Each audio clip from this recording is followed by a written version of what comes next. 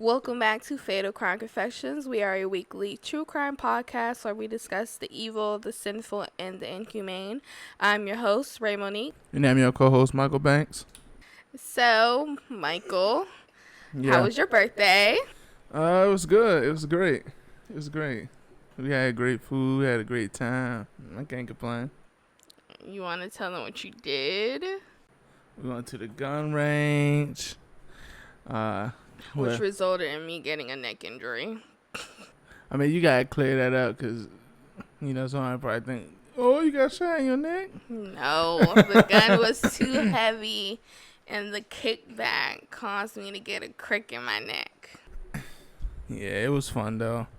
I mean, I'm not one of those NRA type of guys, but I do like, shoot a couple of rounds right now and then. And then after that, we had dinner at, I'm not going to say it because we're not getting paid, so.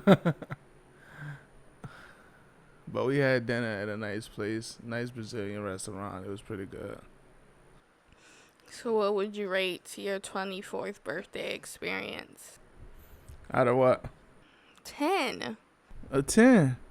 On another announcement, Ray's birthday is tomorrow. And we're going to celebrate. And I'm going to try to show her a good time for her 24th birthday. Yes, I'm getting old. Before I know it, I will be 30. Don't talk like that. Yes, I'm turning 24. And it's the best season ever because it's Scorpio season. Scorpio season. So for the house announcements, as you guys know, we have a Patreon. If you don't know, Patreon is a monthly subscription to our fan club. We have the evil, the sinful, and the inhumane tier, which ranges from $5 to $25. You get extra bonus exclusive episodes that can only be found on Patreon. You also get to contribute into our Q&A episodes. You get to help decide from the recommendations of cases that we get what will actually be the next upcoming case. And it's just a great place to be. And you also get discount on merch. That's our second announcement. We do have Fatal Crime Confessions merch. If you go to the episode notes, we just finished finalizing all our designs, and we hope you guys like it.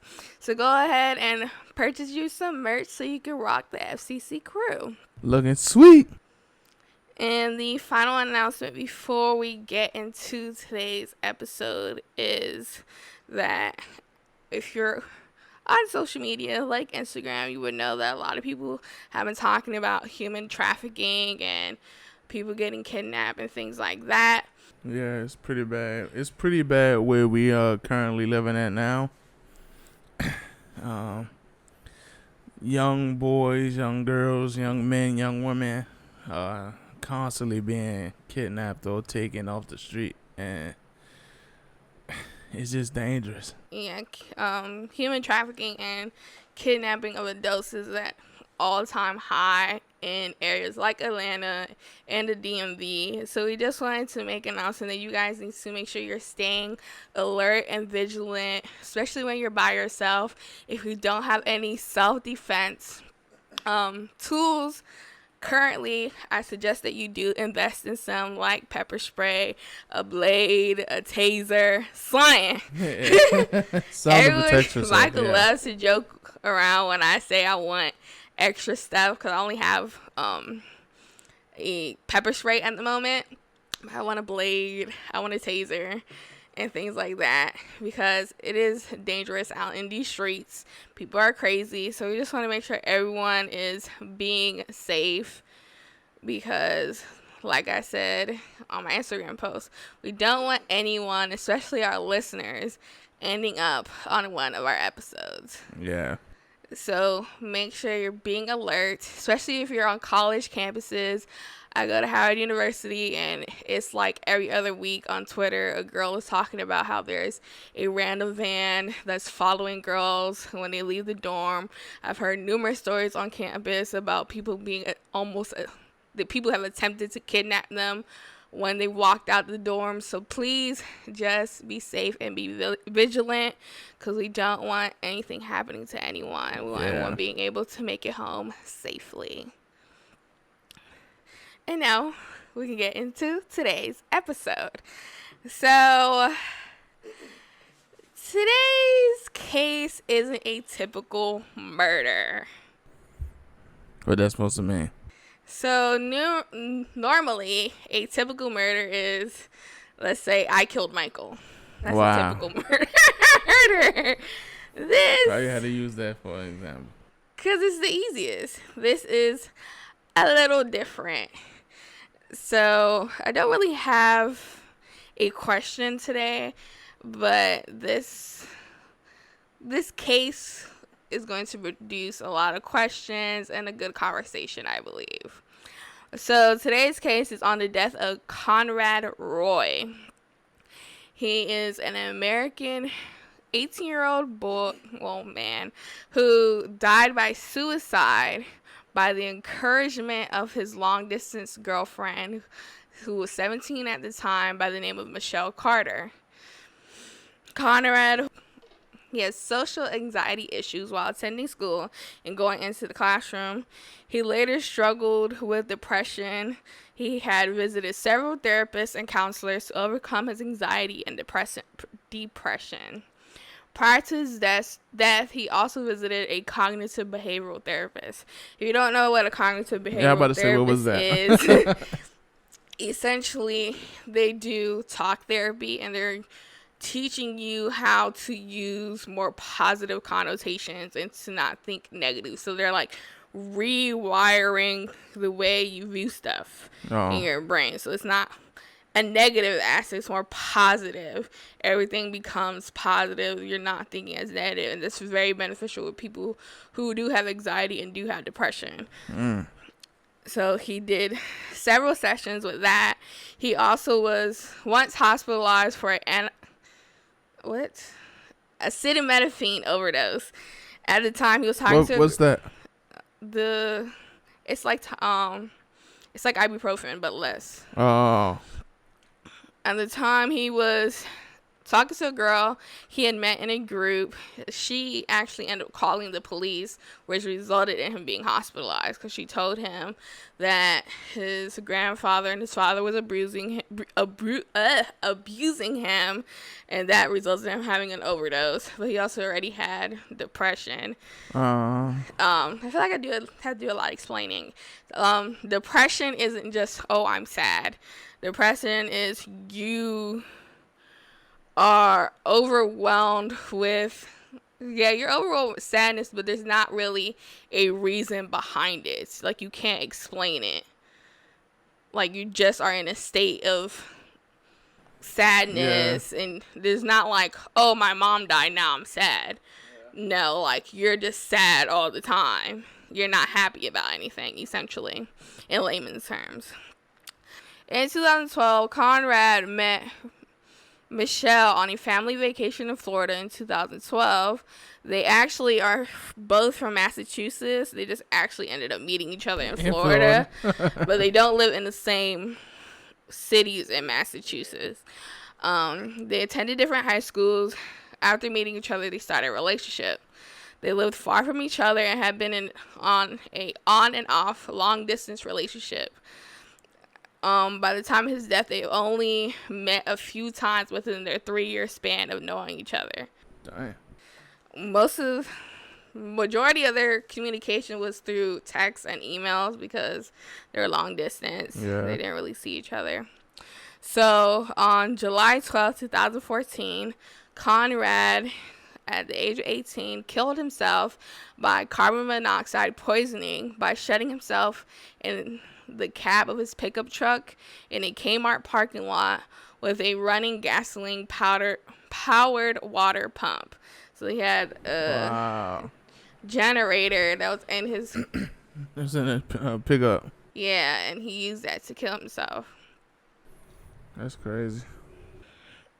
So on February 6, 2015, Conrad's girlfriend Michelle, who who was being treated in a mental facility at the time of his death, was charged with involuntary manslaughter for encouraging him to go through with his suicide plan via a numerous number of text messages and phone calls, including one call while he was dying. So she was batshit crazy or something. Yeah, she is crazy. Like, could you imagine that conversation? You're gonna hear it. When you gonna do it? Why you being a pussy? Do it already. Like, I don't know. You couldn't convince me to kill myself. No way, Jose.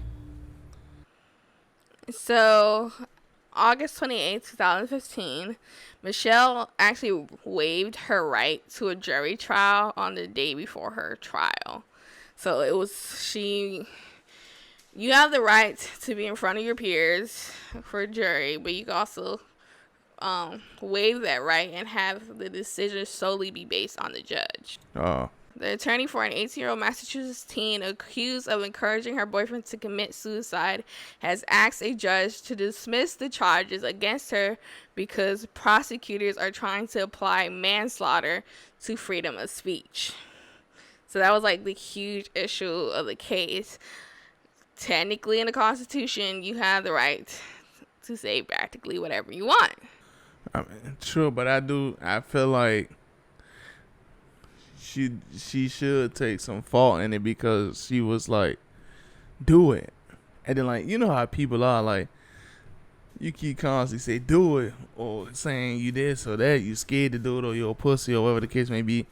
Eventually you gonna do it like to prove them wrongs. So yeah, I feel like she should get punished somehow.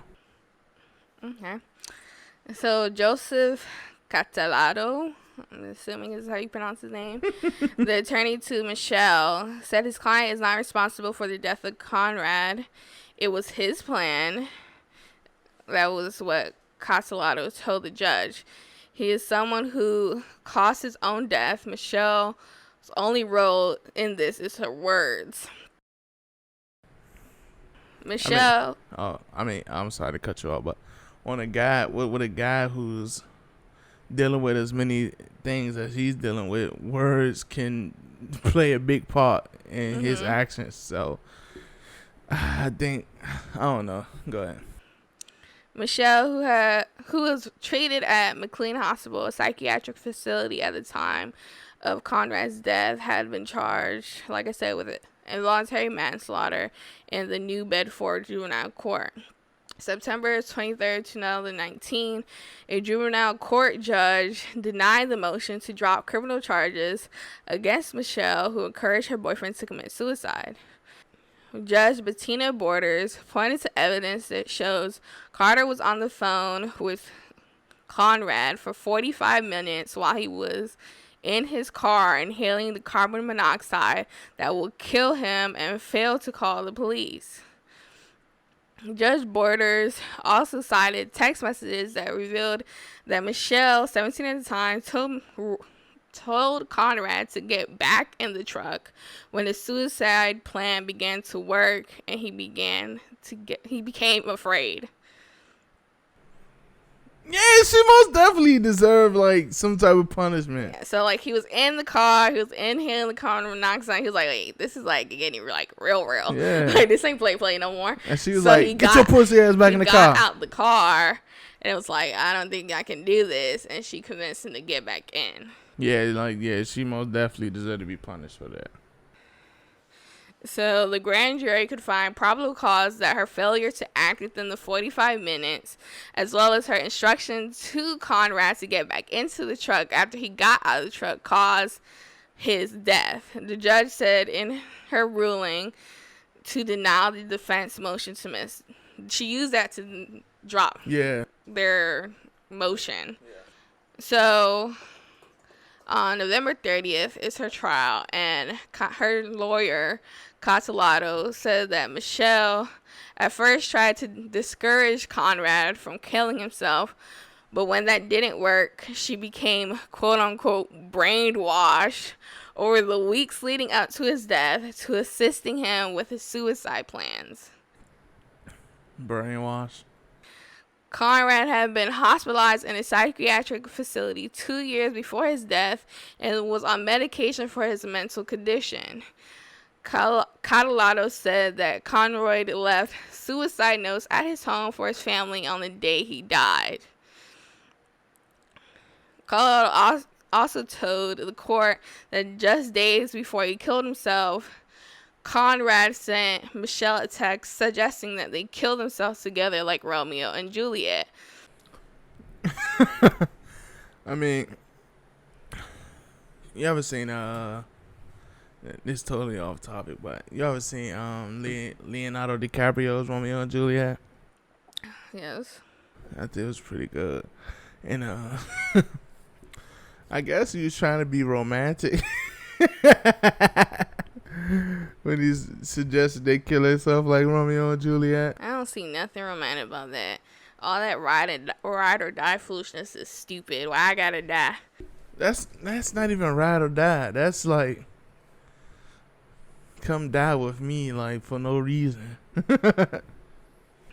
In response to Conrad's text of doing the Romeo-Juliet pact, she responded by saying, no, we are not dying.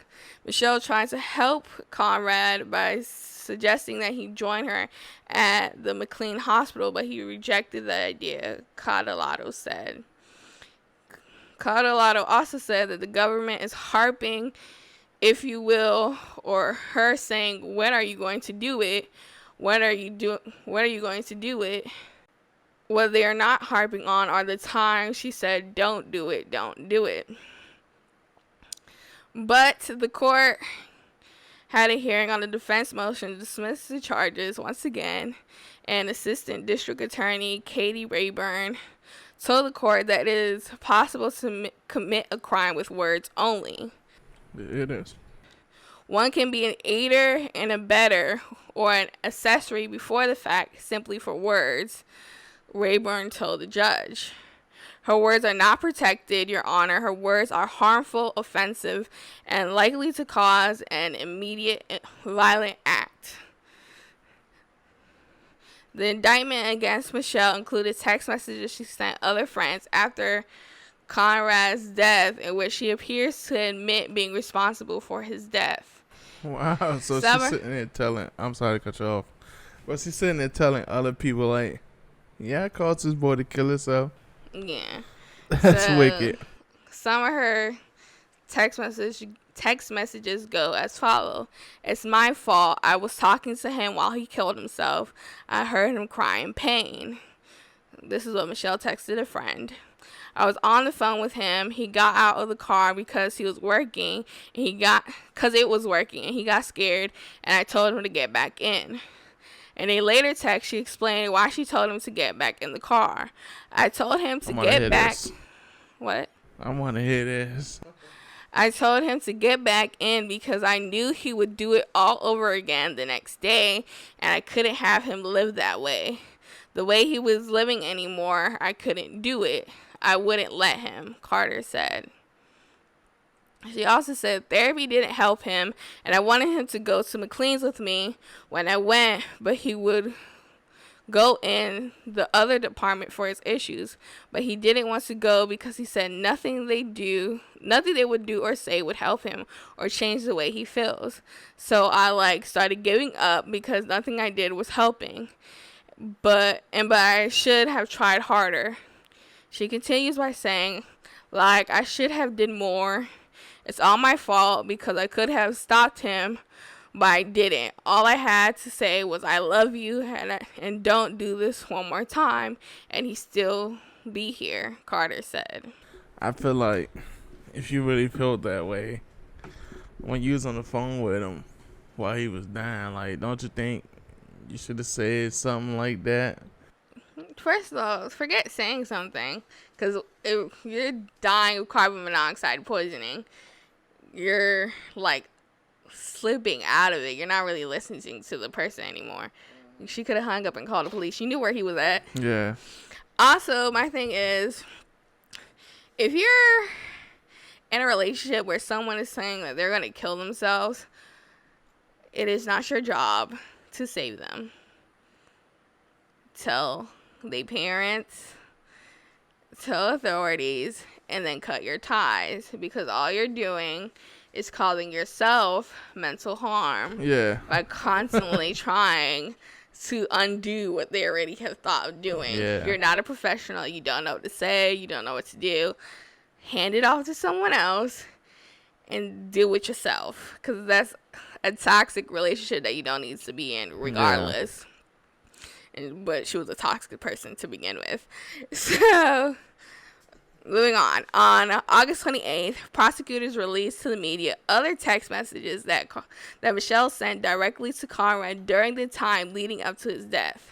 They included, "There's no way you can fail. You're stronger. I love you to the moon and back, and deeper than the ocean, and higher than the pines too. Babe, forever and always. It's painless and quick. Everyone will be sad for a while, but they will get over it and move on. Do you have the generator? Well, when are you getting it? You just need to do it, Conrad. The more you push it off, the more it will eat at you. You're ready and prepared. All you have to do is turn the generator on and you'll feel free and happy. No more pushing it off, no more waiting. You have everything you need. There's no way you can fail. Tonight is the night. It's now or never. Yeah, it will work if you emit 3,200 ppm of it for 5 or 10 minutes. You die within a half hour. You lose consciousness with no pain. You just fall asleep and die." So, First of all, she did her research. Because how you know it only needed 3,200 ppm? I feel like she was the one who gave him the plan to even use the carbon monoxide. He's the one who brought up the carbon monoxide thing, but he was still like backpedaling, like, I don't know if I want to do it. And she's like, nah, like, when are you gonna do it? Just do it. Yeah. I mean,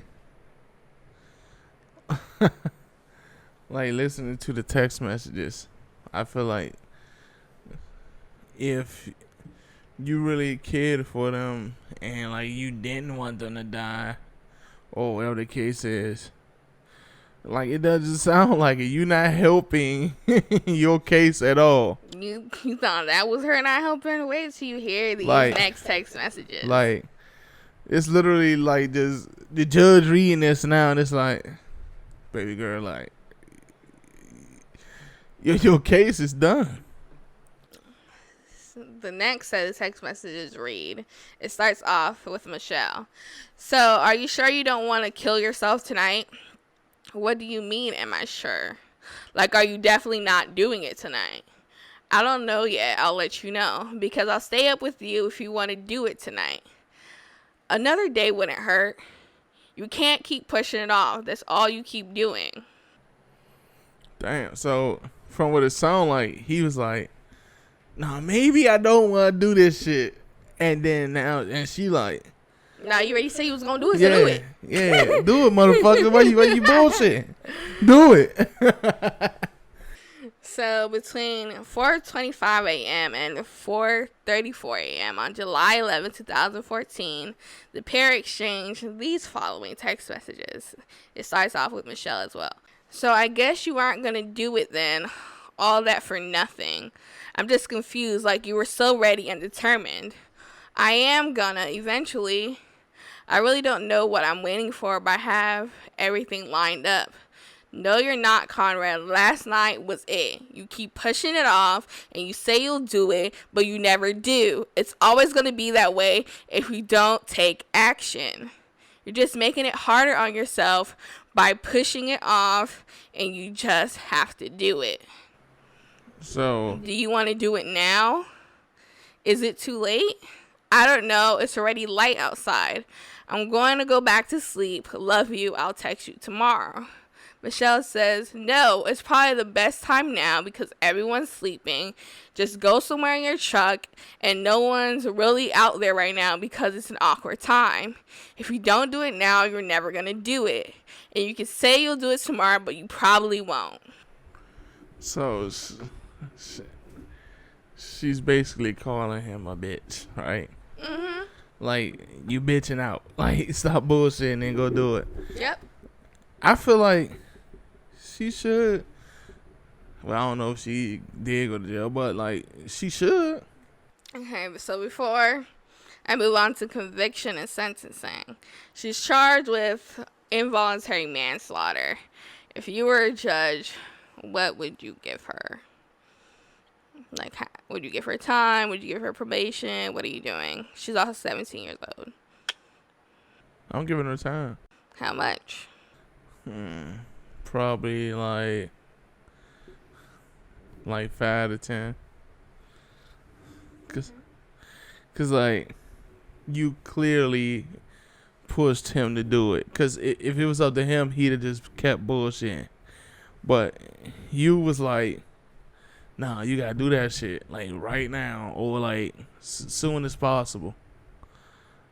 Like, you clearly pushed him to do that. Like, he wouldn't. I don't know if he would never did it, but he was clearly lollygagging about it. And so you basically killed him with your words. So, on August the 3rd, 2017, Michelle was sentenced to serve 2.5 years, with the first 15 months to be served in the Bristol County House of Corrections. The rest of her sentence was suspended, and she was supposed to do 5 years of probation to be served. The judge also granted that she should stay away from Conrad's family. After her conviction, her lawyers have been trying to appeal it, claiming it violated her First Amendment right to freedom of speech and her Fifth Amendment right to due process. I'm assuming the due process has to do with she can't talk. They can't interrogate Conrad, but he's dead. So Yeah. her lawyers want to bring the case to the Supreme Court because it has to do with the Constitution at this point now, and their hope to have her conviction reviewed and vacated. In a petition that was filed over the summer of 2018, her defense wrote that Michelle Carter's conviction for involuntary manslaughter in connection with Conrad's suicide is unprecedented because it's the first time this has ever happened. So, what do you think of her sentencing? You said 2.5 years, right? I'm pretty sure technically she's out now. Yeah. Because the rest of her sentence, she only did 15 months in the one place, and the rest of the 2.5 was supposed to be done somewhere, but they suspended it. I don't know why. I feel like I'd have gave her a little bit harsher of a sentence, because you basically drove this man to kill himself. So, like, that's basically as bad as murdering him with your bare hands. How would you feel if you were Conrad's dad? If I was Conrad's dad, if I was his dad, and I found out that, because, like, obviously, you know, they was trying to get him help, so they obviously imagined or thought, like, one day he might try to do this. Well, he already did. He just failed. Yeah, so, I mean, especially if he already did and he didn't die the first time. But then to find out, like, it was somebody egging him on to do it, pressuring him to do it, I think I'd be extremely mad, because it's bad enough that he already thinking that by himself. So to have somebody else in his ear, like, you should do it, especially when he's like, I don't know if I want to do it, and you still in his ear like, no, you should do it. I think as a dad, I'd be pissed. So, like always, Lifetime turns stuff into movies. And in September of 2018, Lifetime made a movie called Conrad and Michelle, If We're to Kill. I haven't watched the movie before, but yeah. And his mom actually helped implement a new law in Massachusetts known as the Conrad Law. This law made it that it's illegal to coerce someone who you know is vulnerable into suicide and send a clear message that this is kind of behavior is not only unacceptable but is criminal. With this new law, you can be sentenced up to 5 years. Yeah, I think that most definitely should be a law everywhere, cause you never like. This is why I said it's not a typical murder, because you don't think of someone egging on someone who is suicidal. And then like you never know like how many suicides. You never know like how many cases are like this, and people never find out. Knew of something similar when I was in high school, and something like this essentially happened. But I don't know if his girlfriend at the time knew that he had like mental health issues. But this guy and a girl at my high school, they had broken up, and he was like trying to like get back with her, and she was like, I don't want you, go kill yourself, I don't want you, I hate you, go kill yourself. The next day he killed himself. That's fucked up. So it happens more than you think. Yeah. So finally, to end up this case, Michelle was sued for $4.2 million in a wrongful death following Conrad's suicide. However, they dismissed it with prejudice because she already was convicted in a criminal trial. Mm-hmm. So they didn't want to double whammy her, but I think 4.2 is pretty high though. Yeah, that's a lot. I think that's pretty high. 4.2 million, that's pretty high. Maybe if it was lower, they probably wouldn't have dismissed it, but that's a lot of money. And then 17-year-old got that. They're now, he would have been 24 now. They're the same age as us. She would be 24 as well. No, she's 23 now. But yeah, before we move on to recommendations of the week, I just want to make a quick public service announcement, I guess. If you are someone that does suffer with mental illness, make sure you're getting the help that you need. Make sure you're seeking a therapist and you're having the proper communication that you need to have with people. Don't end up in relationships where people don't understand mental health. They don't believe in mental health issues. Make sure you're in a committed relationship with someone who understands what you're going through and is willing to help you. Yeah. Because no one should be in a situation where they're dealing with mental health issues and their partner is egging them on, knowing that they are suffering severely. Like, it's nothing like your mind messing with you. That's your being. That's everything that controls you. So if your mind ain't right, everything else in life ain't gonna be right. So that's my little public service announcement. So now let's get into recommendations of the week. So my recommendations for this week, they're both movies and they're both on Netflix. So if you have a Netflix account or you use someone else's password, you can watch these movies. The first one is the movie Hush. Hush is such a good movie. Like, you wouldn't even expect it. The movie Hush is about a deaf writer who retreated into the woods to live in a solitary life, and she has to fight for her life in silence when a mass killer appears in her window. And the movie is so suspenseful because she's deaf, and this man can make as much noise as he wants, and she will never know what part of her house he is in. And her closest neighbor is like a mile or two away, so she can't even really call for help.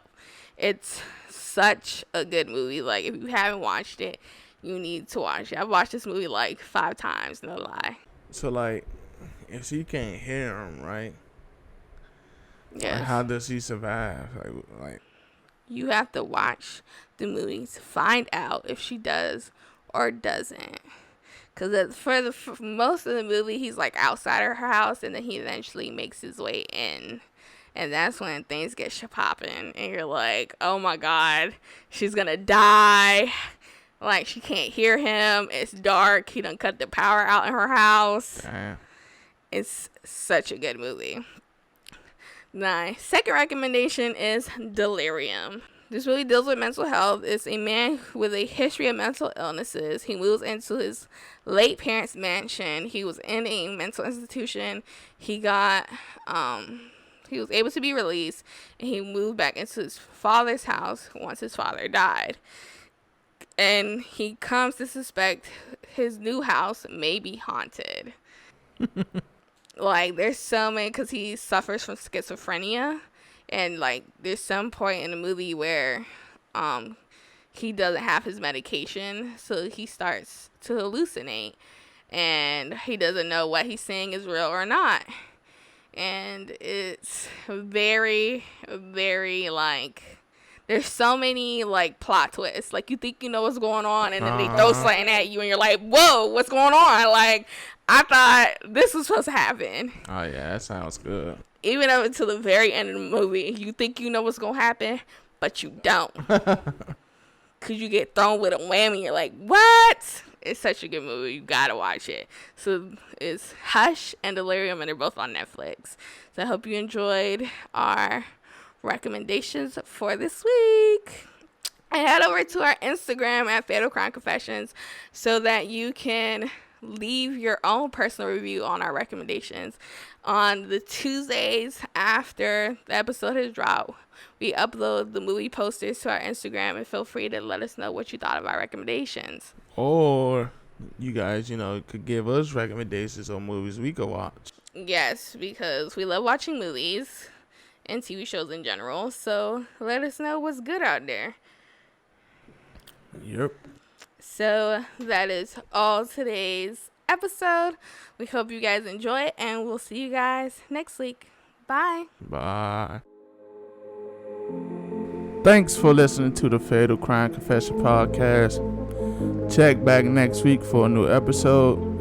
You can also find us at fatalcrimeconfessions.com or on Instagram at Fatal Crime Confessions. Please subscribe, rate, and comment to express how much you love the content. Thank you.